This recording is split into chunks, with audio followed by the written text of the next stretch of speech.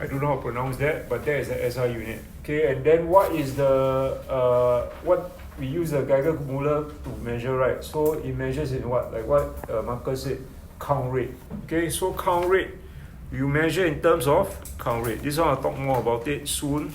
And then this will be counts per second, or you can even measure in counts per minute. Okay, so very simple units.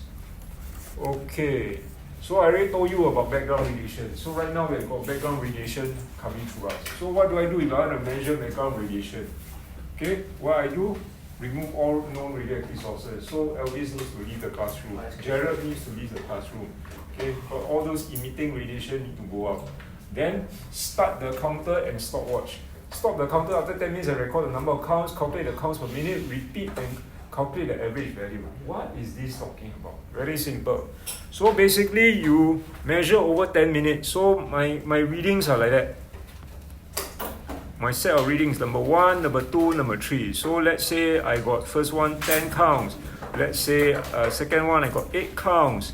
Then my third reading, let's say I got 12 counts. Let's just say it's like that. Okay? So all these are is without the background, without any radioactive source nearby. So my question to you is, what is the background radiation? How do you calculate this? They will ask you. Very easy. What is it? Average. Average it out, right? So 10 plus 8 plus 12 is? Something. 30. 30 divided by how much? 3 or 2? 3. So the average is 30 over 3, so I just make, okay, nice number, counts. Okay, so this is 10 counts, maybe it's per minute.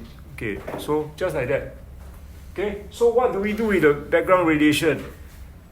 Well, why must we measure the background radiation? It's because so that when we bring the radioactive source, so we bring Jared back into the classroom, this Jared, emitting lots and lots of radiation, and then we take the Geiger-Müller counter and put it close to him, and then this reading, also, you will see the reading jump all over the place. Okay, so maybe it will be 5,000. Then maybe after that it's 5,100.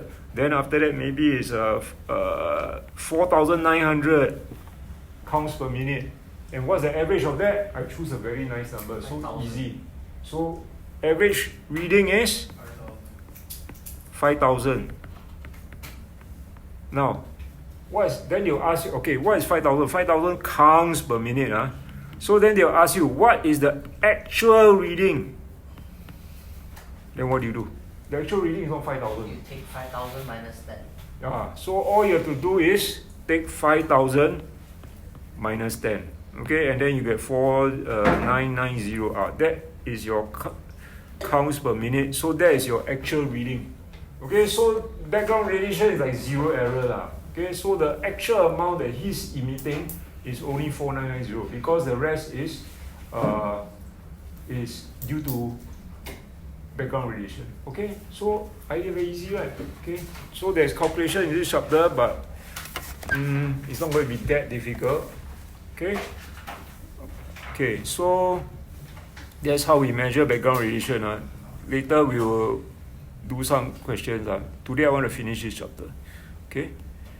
Okay, then you will see today's most important thing is this thing called half-life. What is half-life? What is half-life? When I first taught this in the late 1990s, 98 or something like that, when I say half-life, only the students will tell me it is a game, a very popular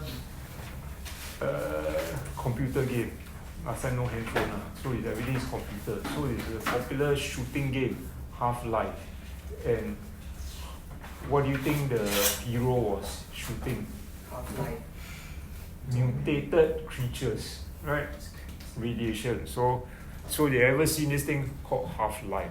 So what is this meaning of half-life? Okay, I show you a definition first. This one, the definition from the book, okay, is the time taken for something, the nuclide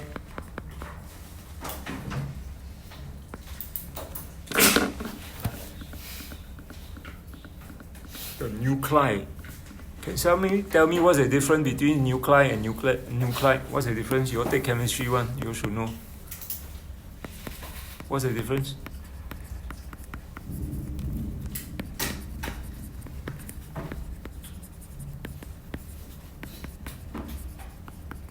Obviously you don't know.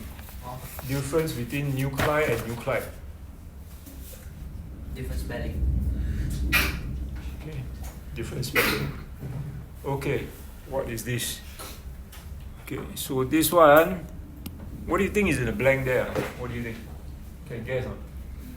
Half-life of a radioactive nuclide. So I got some radioactive source, the nuclide. It's the time taken for blank the nuclide of the nuclide in any sample to decay. What do you think is the blank? Can guess? Radioactive materials. Is in the half. Yeah, it's half. Okay, it's half. Okay? So you read this, you probably say, I don't understand what is he talking about. You don't have to say, my chemistry very bad. I don't know what is he talking about. But it's actually, the definition sounds terrible, but the meaning is not too bad. Okay? Oh, your copy finished today? Okay, all the radioactive elements, they have a certain half-life. And the half-life, let's say a half-life, so half-life of, let's say, I just say, okay, let's say something, this radioactive element A. It can have a half-life of, say, 200 years. And there are others which go with 500 years. Whereas you can also have other elements where the half-life, let's say, of B, 5 seconds. And then you go even others, maybe half-life of C. 1 minute. Okay, maybe you can say, 10 minutes. So different radioactive elements have different half-life. So what does it actually mean? You say half-life A 200 years, half-life B 5 years, half-life C 10 minutes. So big deal lah. What does it mean? What it means is this. Okay, listen So let's say I have a sample. Okay, let's say a sample A. Okay, so I take a sample A and I measure the count rate. So the experiment is here, I measure the count rate. So today, this year is the year 2024. And I measure the count rate, and the count rate, okay, I should measure background radiation first. Let's assume I did it. So let's say the count rate, let's say today is 1,000 counts. I choose nice number, so it's easy for you to understand. So 1,000 counts per minute. So if A has a half-life of 200 years, anybody want to guess? What does it mean? So you give it like 200 years, count rate will drop by half. Very good, Elvis. So what does it mean? I just explained it. So in the classroom today, 2024, count rate 1,000. 200 years later, Elvis, great grandson, come here and measure the count rate. What will it be? Drop by half. Half, yes. So you always think of half. So this will become 500. Okay? So count rate, the half-life simply mean, very down. Yesterday like that. Worse than yesterday. I haven't poured yet. Okay? So half-life simply means half the count rate, how long it takes. Okay? So get the idea. So you always think in terms of halves. Okay? You always think in terms of half. So if I ask you,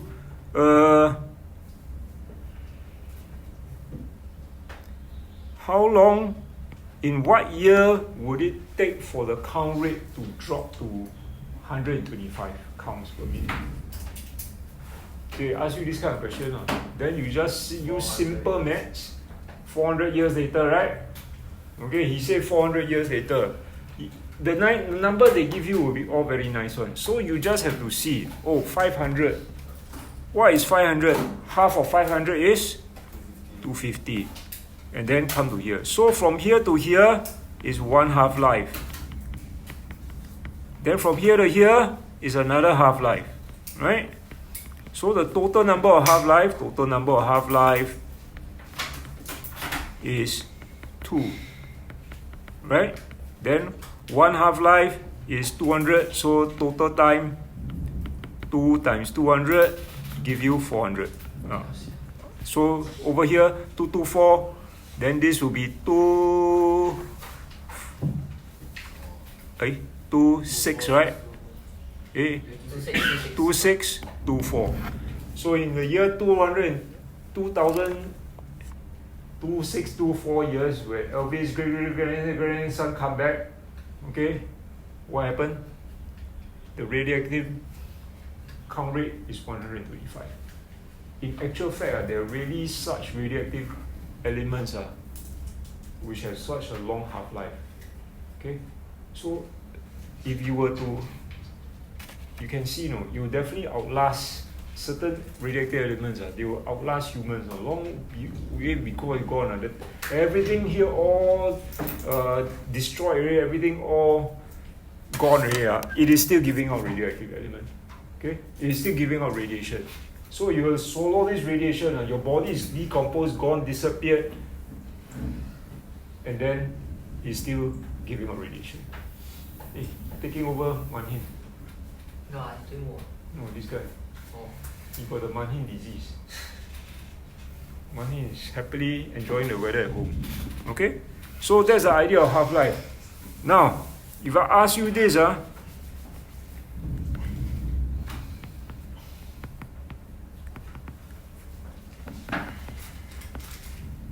if I ask you, what do you think the graph would look like? How will you draw it? Straight line up, straight line down. How will you draw it? So you just imagine, here is 1000 counts. So you start from here. Then after that, what? You go what? Straight. Straight down. Okay, actually it's a curve. Okay, I'll tell you that it's a curve. But my question to you, does the curve ever touch zero? No. Huh? Wait. Does it? You think, would it ever touch zero? Maybe. Actually, possible. Does it ever touch zero? No. You think about it. This one is 125. 250, 125. What is after 125? What's after 125? What's half of 125? Huh? 62.5. 62.5. Wow, look at the sky outside, man. Okay, with the dark skies there. So, just now you all said this is 62.5. After 62.5 is what? 31.25. And down and down and down. I ask you, does it ever reach zero? No. It never reaches zero. So the graph cannot be like that. It cannot, okay, then 1 point reach zero. Never. So, what does the graph look like? The graph will look something like this. Approaching zero but never reaching zero. Okay? So, that's how a graph, all the radioactive element, the decay graph will look like this.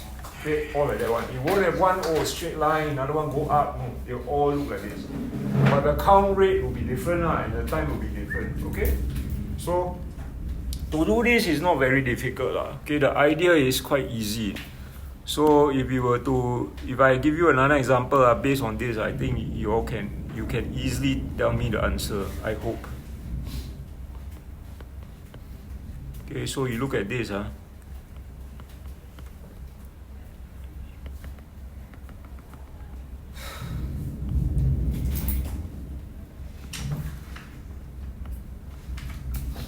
Okay. So straight away, Zilhan, what's the half-life? Up at the 400 then.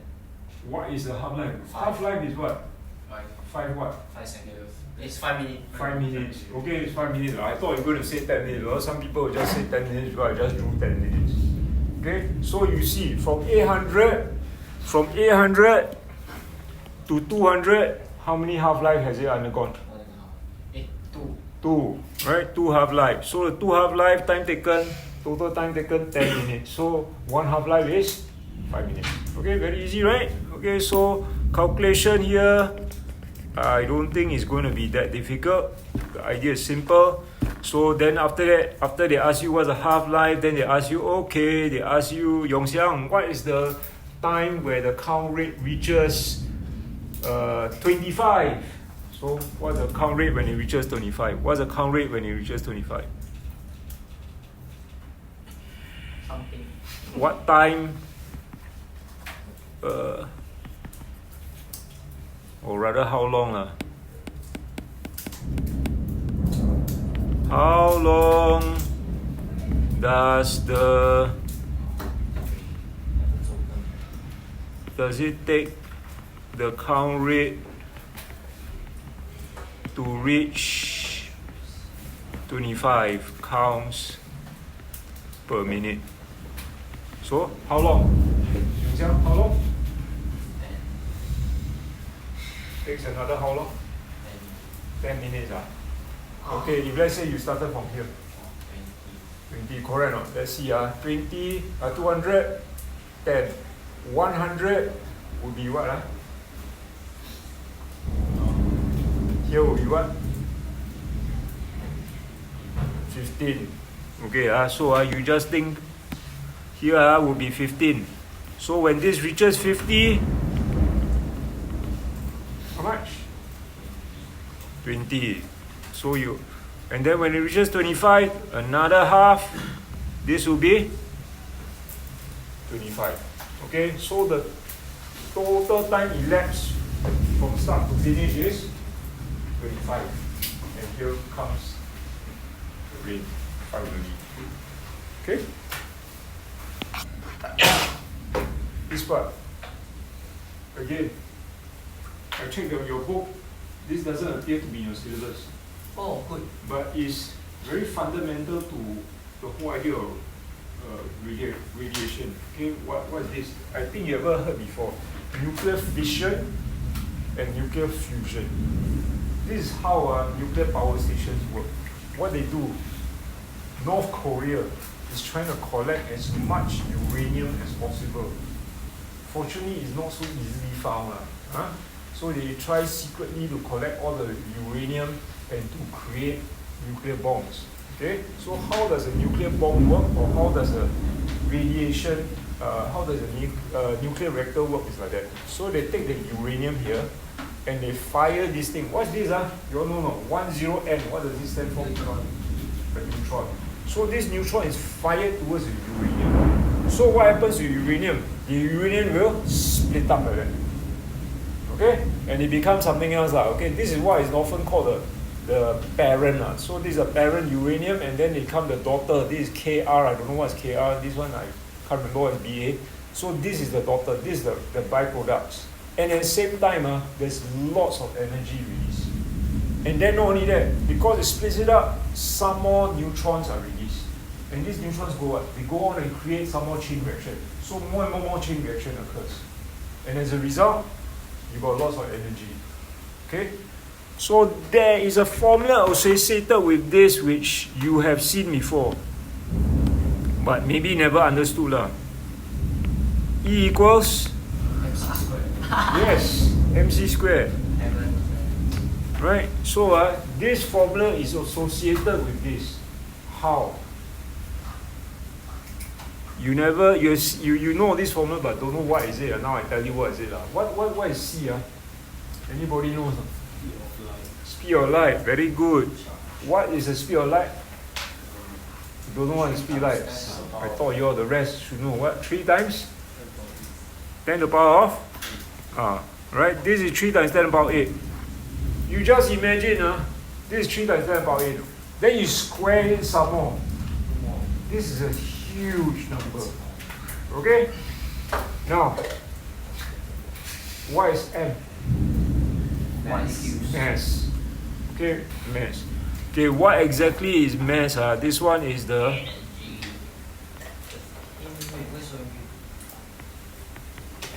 mass difference.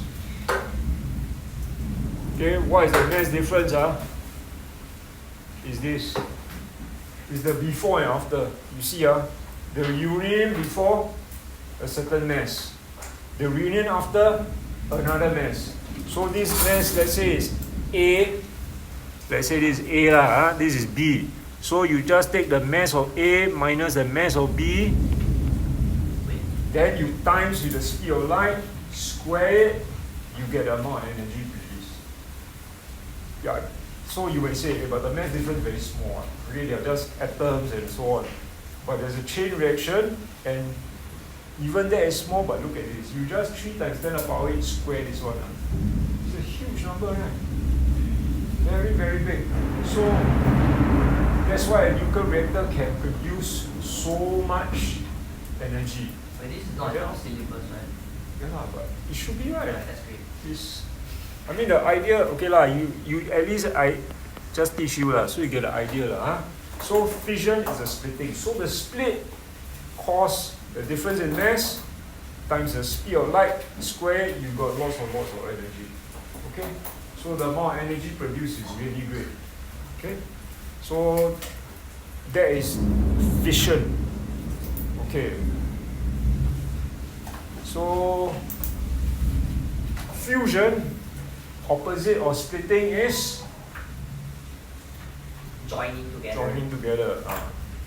So here they combine together. They combine the radioactive, the two nuclei together, fix them up together, and then a lot of energy is produced. This is how the sun produces energy, nuclear fusion. So in this case, right, the sun produces lots of energy by nuclear fusion. And it can only take place at very, very high temperature. So you don't have yet okay, nuclear fusion power station, because the requirement to join the 2 hydrogen atoms requires a very high temperature, which you cannot reach. Okay? So nuclear fission is the one. Okay, so this is similar to the chapter on energy last time you did. Nuclear fission, right? So how is it transferred? Okay, kinetic internal nuclear store, okay, is converted to internal store. Can you still remember internal store? Another word for internal store is what? Thermal energy.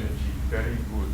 So this thermal energy, right? Lots and lots of thermal energy. Okay, so that is how the energy is converted to. Okay, so never mind, that is not the most important thing. Early stage. Cost.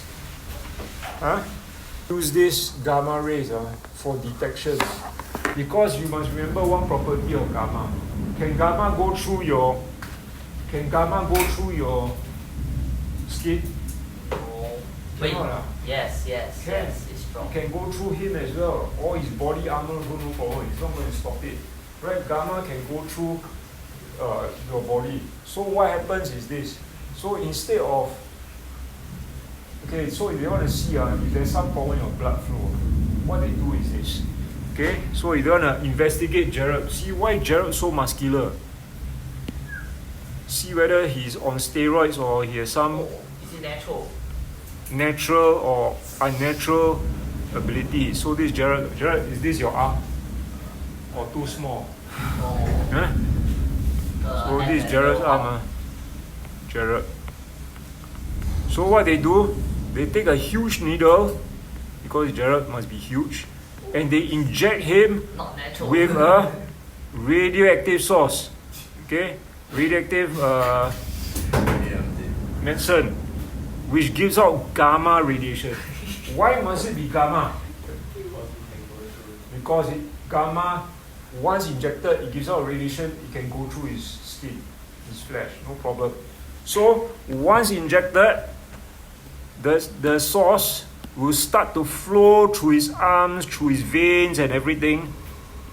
Okay, and then they will use a detector to try to follow how and where the radioactive source is going, right? So then the radioactive source can track where it goes, and then it come to here, and then hey, there's a blockage there. Then they see, oh, here got blockage. Or they see, hey, everything is fine. His muscles are all natural, man-made. Okay, so no problem. Okay, so they use this gamma radiation because why? It can go through skin. Right? Like gamma ray. But then you the first thing you all probably think, hey, but all radiation dangerous, right? I'm dead, right? Like that, how? Okay, so a few things. One, gamma ionization power. Low. One thing is not very high, it's low. Then the isotope that you use to inject Jarrett wave, you want to choose something with a half-life of 10 minutes, 10 hours, or 110 years. Which one 10 you want? years. 1 second. Right? You don't go and choose something in 10 years, right? Inject him in 10 years, what happen? I'm dead. After you die already, the thing is still giving out radiation, right? Do you so know where you at? you should choose something which has a Short. short half-life. Okay? So,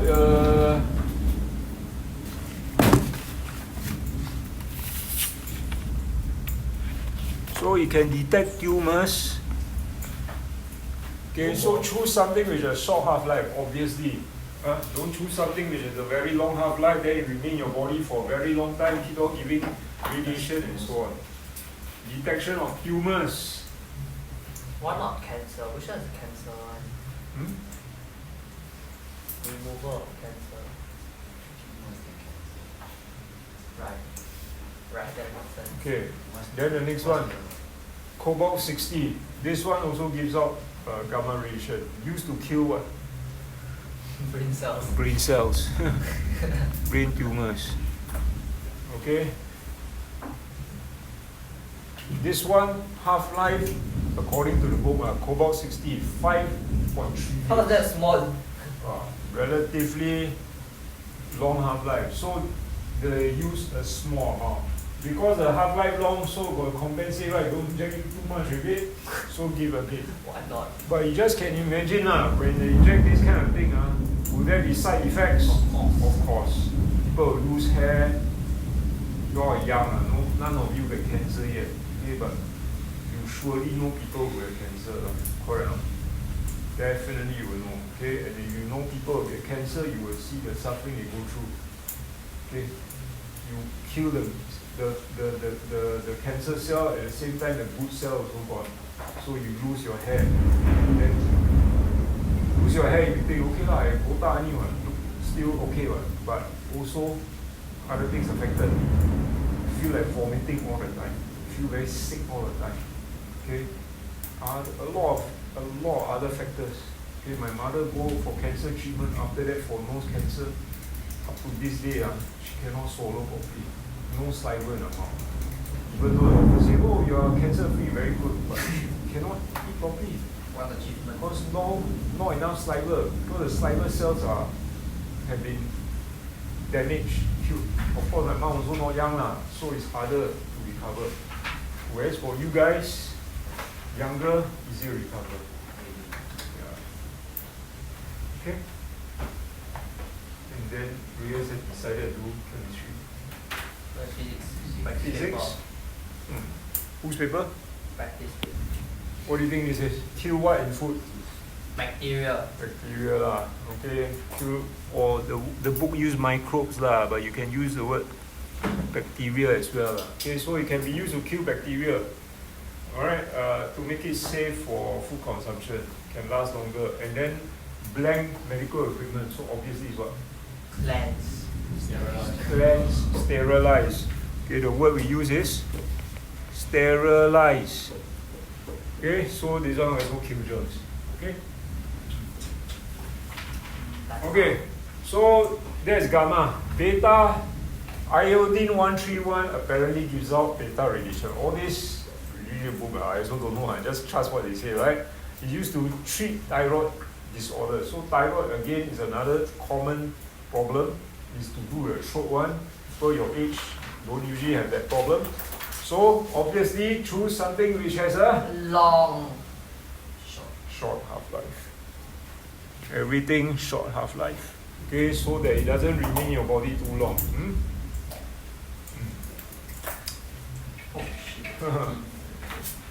Okay, so this one uses related to damage of cells. Now this one, over here, look. Uses related to the radioactive decay and half-life. Look at this. Uranium-238 has a half-life of 4.5 billion years. 4.5 billion years. No. Just now I tell you the example is 100 years. No. This is 4.5 billion years. Can you imagine that? 4.5 billion years. How long does it take to go down by half? 4.5 billion years later. Okay? And found in most rocks and can be used to determine the age of something. Okay, so they use, have you heard of this thing called carbon dating? Maybe. Carbon dating. So they find out how old certain things are. Okay? Find out the age of certain things. So they say, okay, this is found in most rocks. So what happens is this simple idea. So you have a rock here, right? And this rock, you find a similar sample of this rock at current days. And then you use a Geiger-Müller counter and you find that the count rate is, let's say, 1,000 counts.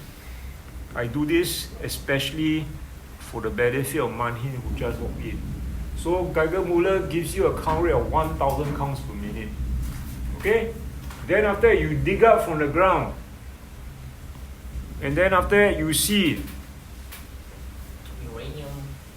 And then you find that, oh, this one, the count rate was 500 counts per minute. So if you know the half-life, can you find out how old it is? Yes. Can, right?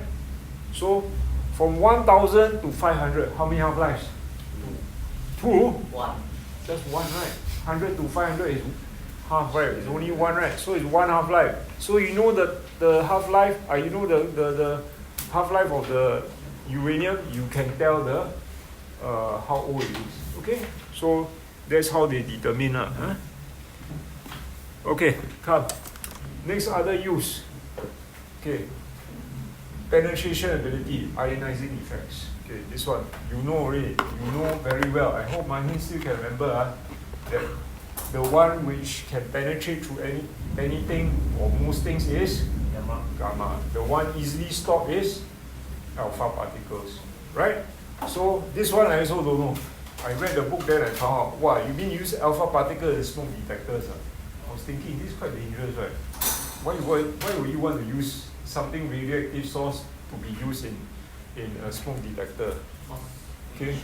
So you read this, you may not make sense of it, but I have a question here which makes sense of it. Okay? So I thought that alpha doesn't go through your skin. Yeah, it doesn't go through your skin, but they use it as a smoke detector. Actually, that you Smoke detector not as in to check whether you smoke or don't smoke. Smoke detector is see got fire in the house. Wait, but alpha particle can't. Yes, why you not listening to me? I know. Then listen you can do this later on. It's raining, you cannot go home. You'll be stuck here. So listen Okay, look. This is how it works. I ask you read those words, you read also you don't understand. Okay, so the radioactive source is here. The alpha radiation is being given out. Okay, it's being given out. Okay, as it gives out, it enables current to flow in it doesn't enable current to flow in the alarm circuit. Then what happens? So if somebody smoke or there's fire, the smoke particles come in between here. Okay? So once it comes in between here, the circuit is closed and the alarm will ring. That's it.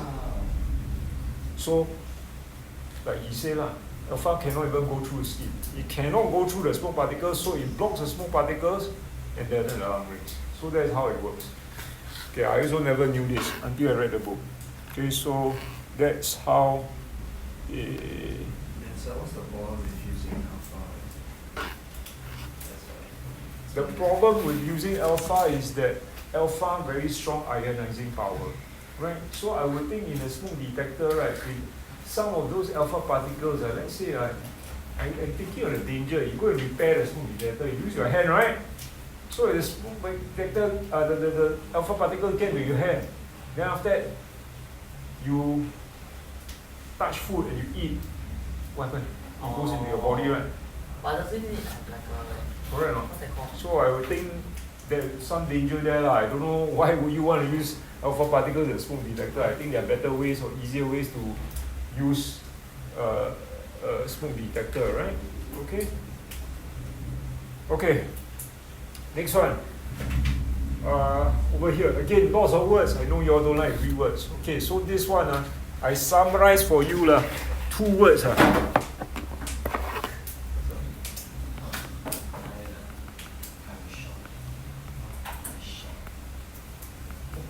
Thickness control. What is meant by thickness control? So here they are using beta or gamma ray as quality control. I think you cannot sit here in the front. You sit here in front, you sleep. You need to sit behind. See? Then you don't sleep. So what happens? They have the source. I am set up a paper factory. I want to make sure my pieces of paper are all of the same thickness. Okay? All of the same thickness. So I set my paper here. This is my radioactive source. Here is my detector. Choose what kind of radiation? Alpha. Alpha? Alpha. Gamma? Beta. Beta. Which one? Alpha. Beta. Actually, you choose beta. Okay, why can't I choose alpha? Because you're in a beach room. No matter how much paper I send in, will it go through? Will it detector? No. Let's say my piece of paper, one piece of paper, another one, 10 pieces of paper, another one, 20 pieces of paper. It's gone today. This one will detect 0. Okay, so choose beta, Zihan. Why? Alpha, no matter how thick your paper, it will detect as 0. Okay, then I said, no, I want to choose gamma. Too powerful. Thin or thick, also can go through. So this one give out 100 counts, here will forever detect as 100. 100. How thick or how thin also doesn't matter. Unless it's concrete. Okay. Unless you send concrete, then maybe different. Lead, okay. So you choose beta. So the idea is this. So I choose beta. So here, source give out 100 counts. It should detect 100 counts. Then my paper go through, and then suddenly you will see, the count rate became 80. What does it mean? Too thick, too thin? Huh? Too thick, too thick, right? Why? Too thick, less of it is going through. So if let's say, I got 150, then this one is what's the problem? Okay, can't be 150 lah, but if it's 100, too much. Okay, is more than 100, then it will be too thin. Okay, so actually by right, source give out 100, will you detect 100?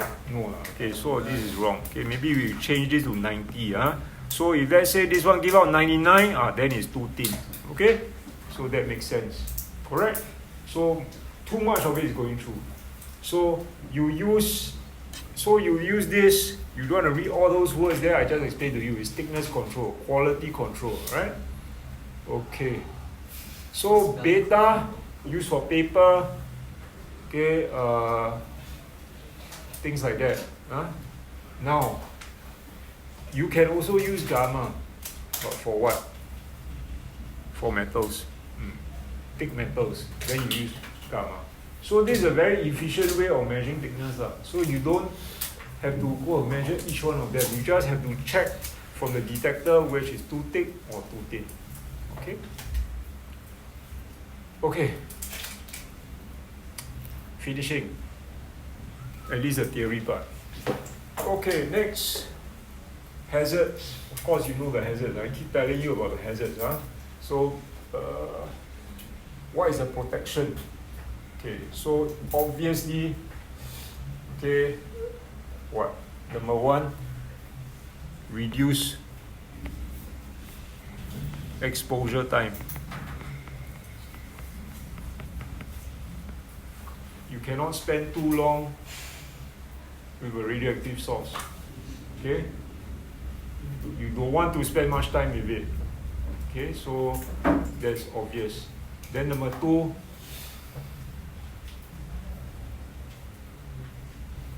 is what? Increase the distance from the source of radiation. So is the distance factor. Stay as far as possible. Obvious, right? All this so obvious, right? Okay? Then number three, I think some of you ever gone for X-ray, right? Yeah. Do they make you wear? Not for mine now. Did they make you Maybe put his, something? maybe. Gone? Nothing. Just take out shirt only. Okay, certain X-ray like that time what did I go for? My one was dentist. So they asked me wear a vest. Okay? Yeah, I do that. Huh? You did it. So was the vest very heavy? Cannot remember. Could the vest fit you? Yes. I don't remember. Okay, the vest you cannot remember. Okay, if next time you all ever have to wear the vest, you will notice this thing is very heavy. Lead. It's not your normal made of cloth, made of cotton or something like that. No, it is made of lead. Yes. Why lead? So to prevent radiation from affecting your other organs, your heart or your lungs, all this kind of stuff. Okay, so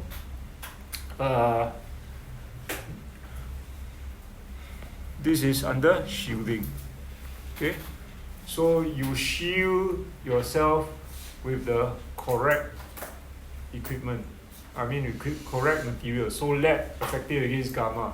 Plastic or glass, beta. So beta, you just put in a glass container, can already. Okay, and then you want to store in a lead box. Definitely none of the radiation can go through lead box. Okay, so this is very commonsensical. So, Yes. I go toilet.